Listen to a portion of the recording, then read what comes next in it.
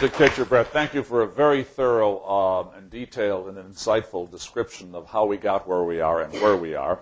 And I think many of us are not in the financial business, and the fact that you went into this detail is really, I think, is commendable. And we want to follow up now with our Q&A period, a discussion. We have up to another half an hour.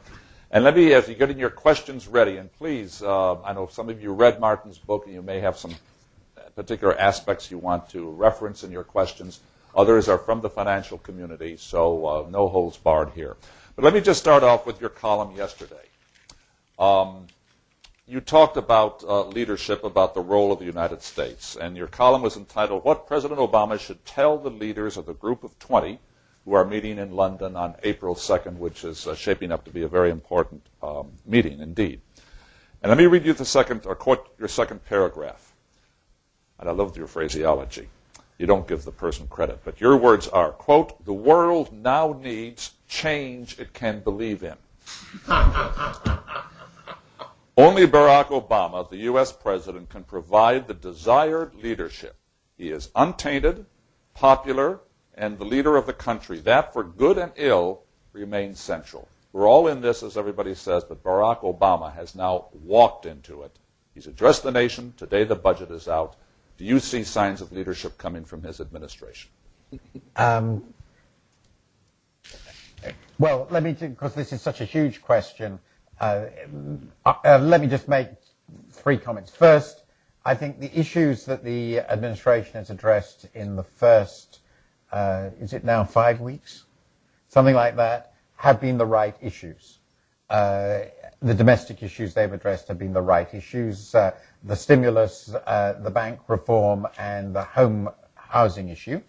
I would say that in all 3 cases, the measures were, in my view, and I've expressed this, I won't go into in detail, this is my second point, disappointingly modest in scale and ambition, given the scale of what I see as the crisis. I think people haven't yet, I don't have any idea of how this is going on, because though I know some of the policymakers very well, they aren't speaking to me anymore. So, or I don't know, but I haven't spoken to them since they got into office. So I don't know why, but I think there isn't yet a full measure in the policies I've seen of grasping the scale of the crisis.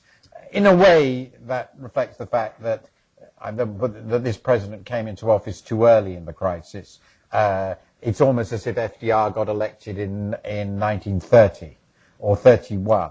It needs to be really bad before people will accept the scale of the action that I think is required. So that's the second point. The third point I'd make is that, as everybody knows, in terms of manpower, people power, whatever, this administration is not yet staffed. So the Treasury Department today, apart from the Permanent Civil Service, consists of 1 person.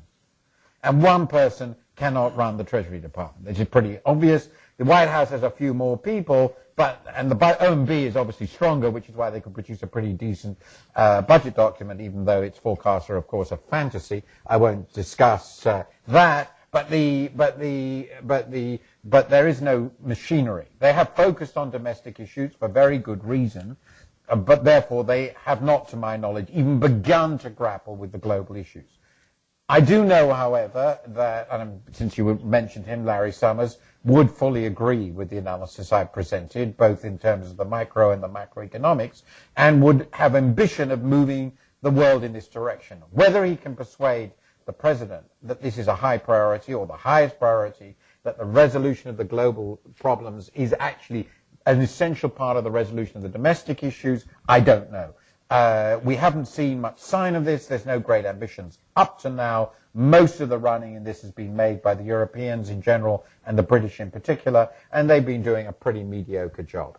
So at the moment, I'm very, very worried about this London summit, which has a good potential for being, a very good potential for being a completely damp squib. I'll just make one final comment. You probably all know that these summits, particularly for a 22-country summit like this, plus the World Bank and IMF, that everything that is decided by the so-called Sherpas.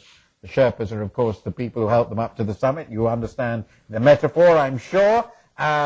or maybe it's more familiar for us in Britain, I don't know. But anyway, the Sherpas help them up. The texts will all be finished in the next couple of weeks.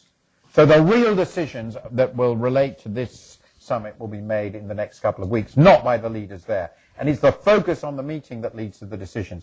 And from what I'm hearing so far, and I've talked to quite a few very senior people engaged in this, the signs are rather disappointing. Question time.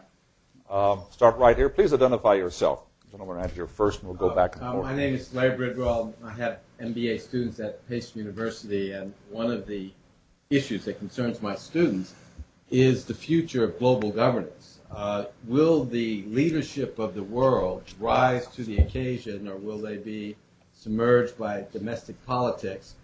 And I ask this in the context of the G20, because this is at the world leaders level. This is only the second meeting.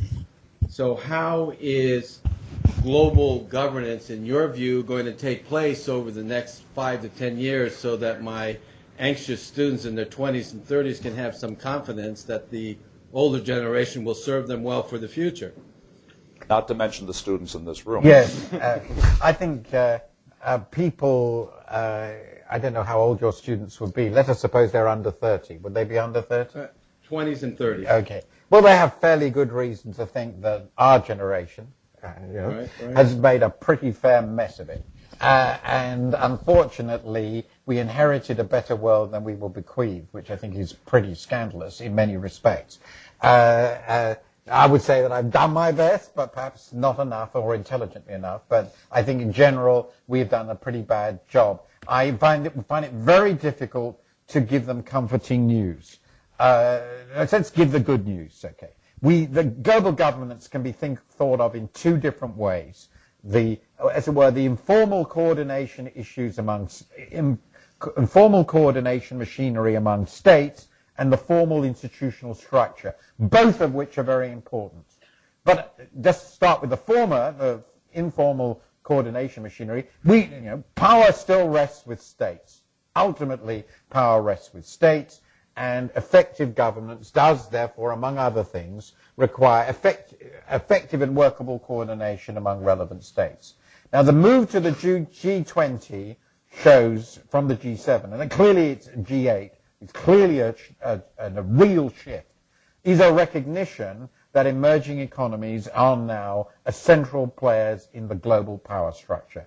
My own view, and I'm not going to do the invidious thing of listing the members of the G20 and telling you the countries I don't think should be there. There are probably more countries in there than we need, in the sense there are quite a few systemically not very significant countries. But it is clear that all the systemically significant countries in the world, all those countries that have a real impact on the world, are members of the G20. And so they're all there. That's very, very important.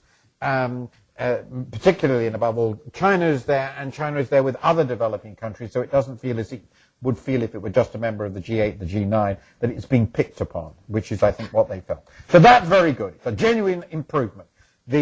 However, this is a large body of very different states. They don't share as much as the old Western states did. They're not naturally inclined to follow the US lead as the Europeans have been. So it's going to be much more difficult, and much more effort is going to need to be made to make this sort of world system work. A world system in which China and India are great powers is going to be very different from the world system that the West has happily run for the last half century. And I don't think the West has begun to understand what that means. And that's particularly true, interestingly, of the Europeans, even more than the Americans. The other side of it, which I just stressed, is the formal institutions. I've talked about the fund. I could talk about all of them. Fortunately, I worked in the bank. I never filmed any of them. That we need massive restructuring the fund. It needs to be much bigger and completely restructured in terms of governance in the fund. The Europeans have a third of the votes. They've always had the managing director, and the Europeans don't borrow from the fund. It's ridiculous, the Western Europeans who dominate it. Will they accept one of my favorite statistics, the quota for Belgium and the quota for India are the same.